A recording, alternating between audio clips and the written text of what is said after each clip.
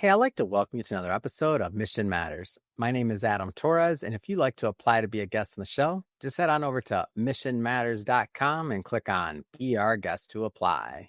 All right, so today's a very special episode. We're welcoming back to the stage Pete Schnepp. Pete is a newly released author in our most recent Business Leaders Volume 11 edition of Mission Matters. For those of you that have been following for a long time, it's a best-selling business leaders book series, and proud to add Pete to the lineup of authors. And first off, Pete, Matt, welcome back to the show. So good to see you.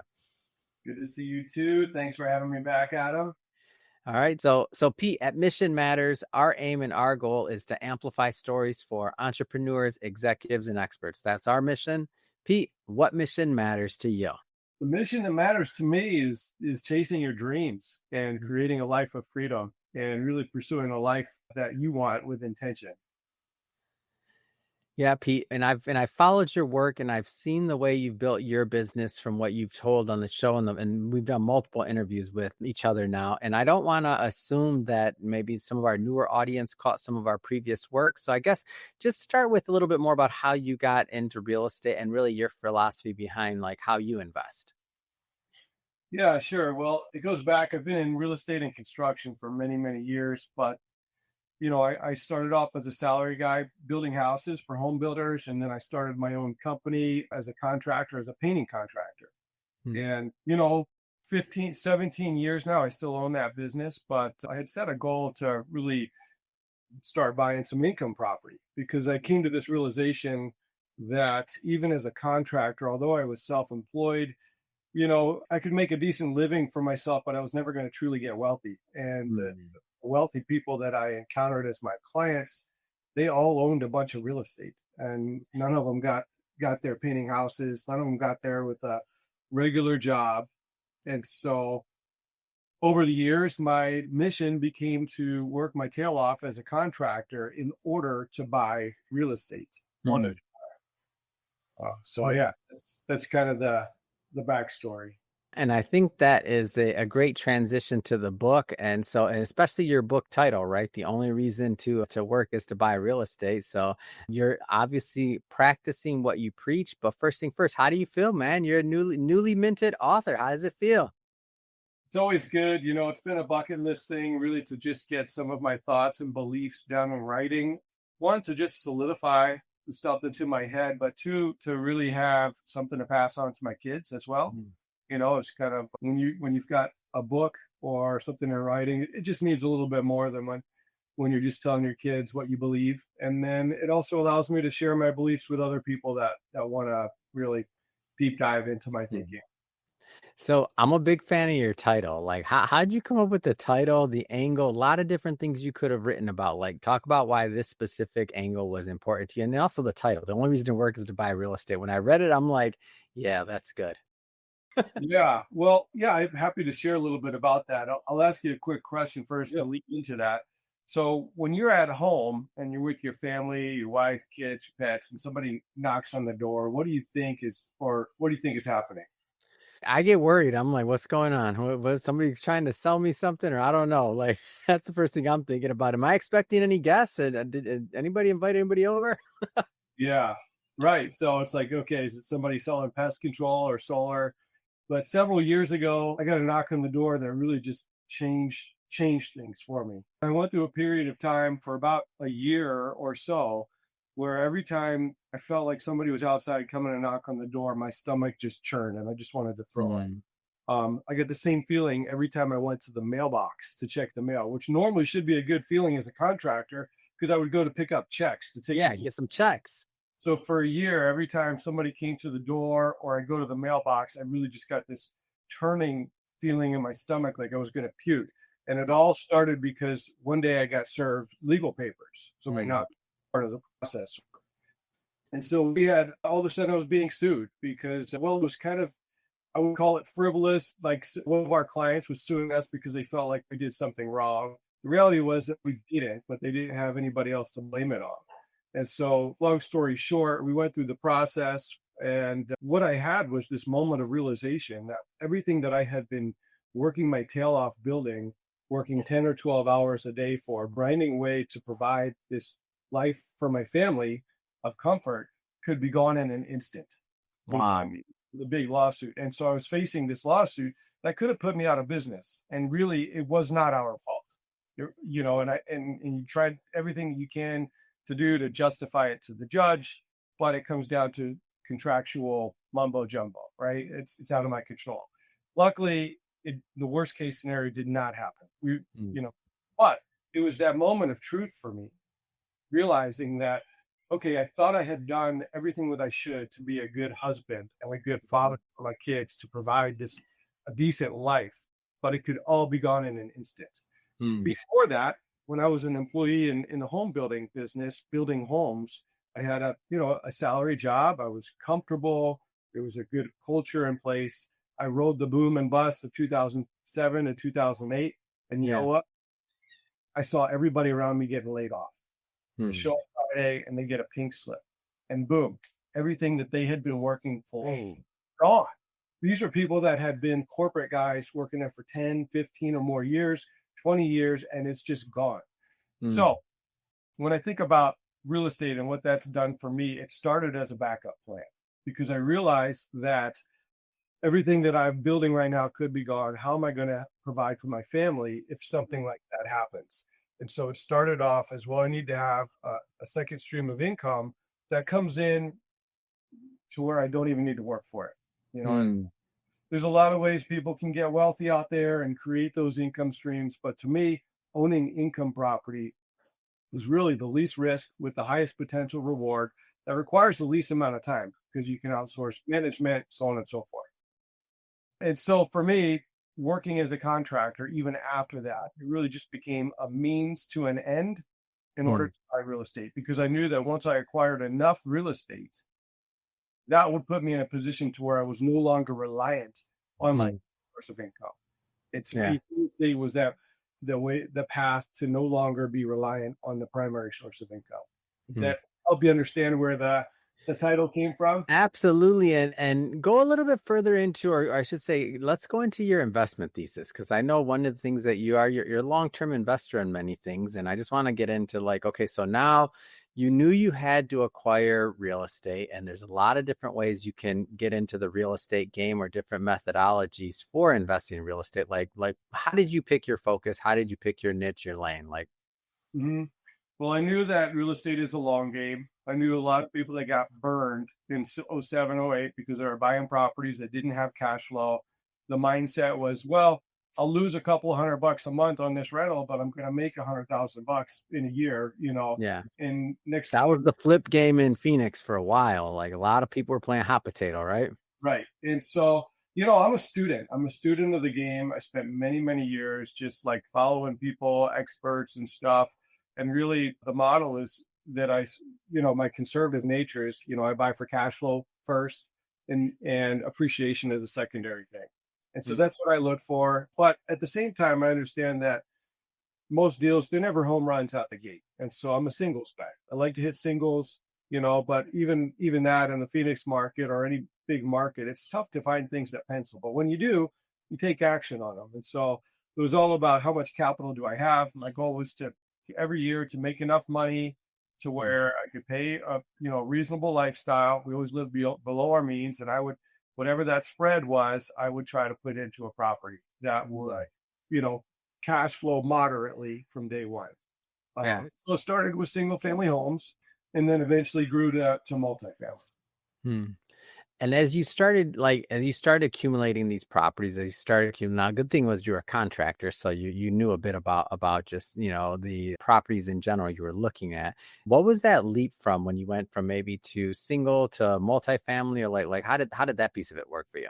Yeah, so I had a handful of single family properties, and it was all good.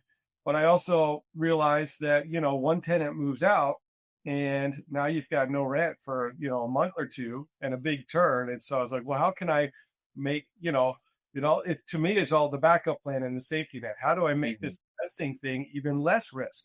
Well, you have more tenants. So the more tenants you have, each move out is less impactful. And so, if I have a 4-unit, then, one person moves out and I've still got three to pay the bills. And so I started transitioning. I made a big goal that I wanted to buy a fourplex. I think this was in 2017. And I started, I'm also a realtor, so I see what's on the market and stuff. And I started making some offers, but I'm doing it at nights and on the weekends. And it's not easy. You've got to look at a lot of deals. Most of them don't make sense. You're learning the numbers. You're figuring things out. You're making offers, and I'm not getting any deals. I'm making an offer. I'm always getting outbid.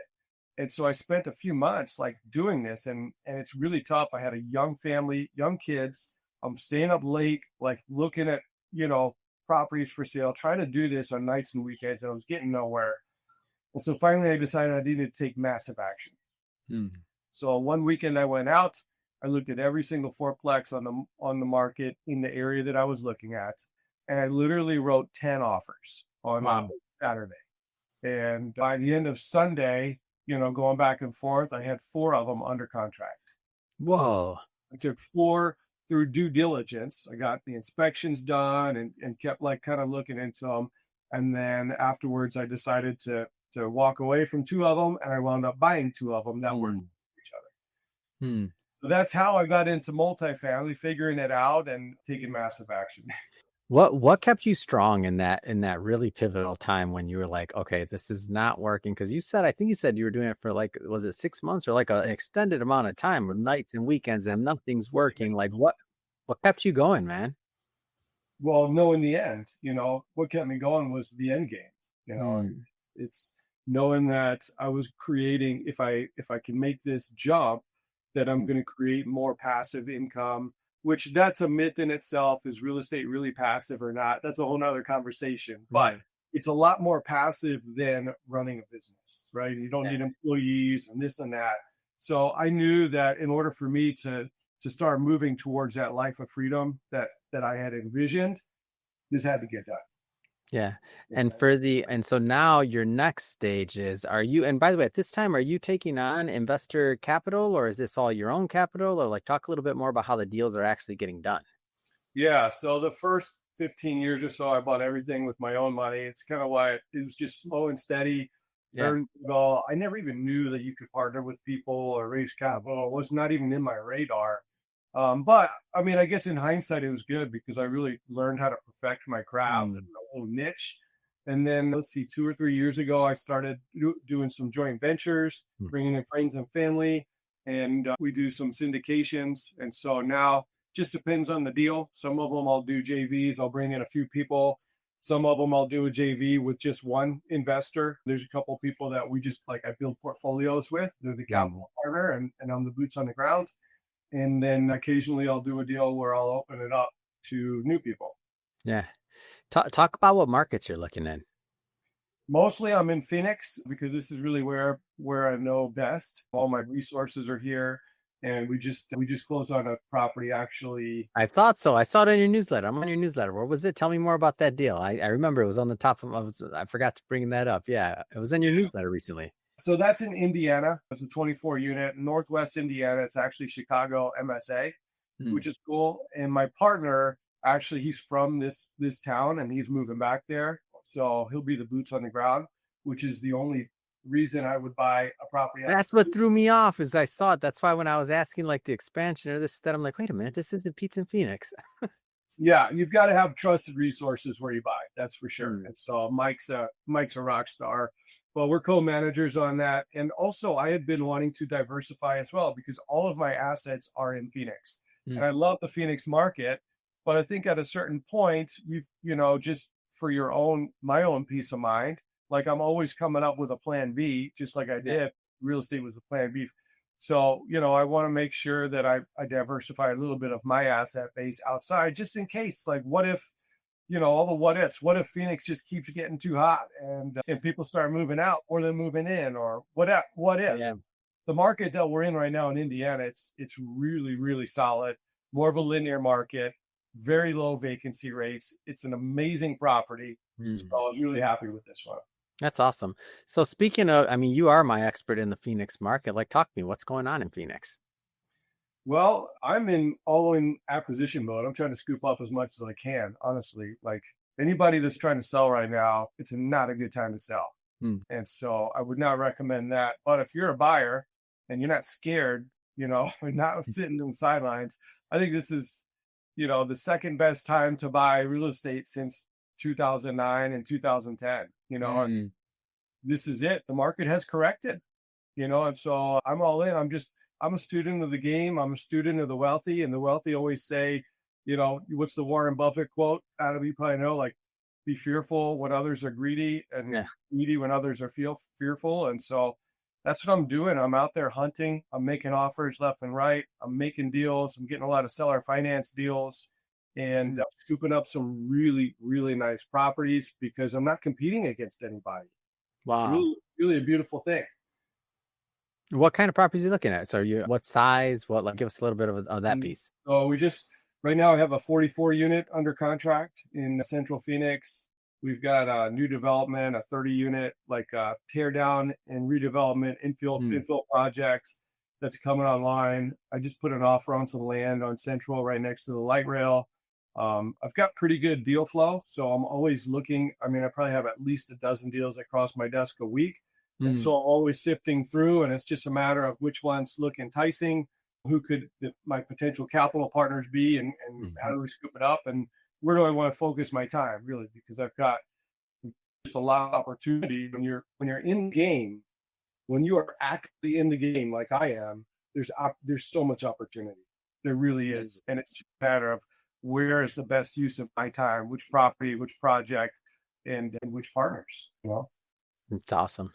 Well, Pete, first off, it's great having you back on the show. I'm pumped to get out there, and we've been talking, you, myself, Corey, Janine. We got a little crew that we got building out there in Phoenix, so we're gonna be out there promoting the book, promoting Corey's show, Janine's show. So for some of the people that do podcasts on our network, so we got a whole lot. I got big plans for the Phoenix market, and it's just been we're so happy to have you part of the community, and Corey, Janine, everybody else out there that's part of the community. So we want to make some more noise in Arizona, that's for sure. But that being said, if somebody wants to learn more about Asset Stream Properties or connect with you and your team, whether they got deals, whether they are investors, whether they just want to chop it up about real estate, how do people connect? Yeah, you can either look me up on LinkedIn or go to our website, assetstreamproperties.com.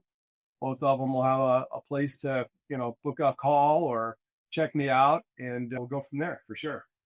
Fantastic. For everybody listening, just so you know, we'll definitely put the links in the show notes so you can just click on them and head right on over. And speaking of the audience, if this is your first time with Mission Matters and you haven't done it yet, hit that subscribe or follow button. This is a daily show. Each and every day, we're bringing you new content, new ideas, and hopefully new inspiration to help you along the way in your journey as well. So again, hit that subscribe or follow button. And Pete, thanks again for coming on the show.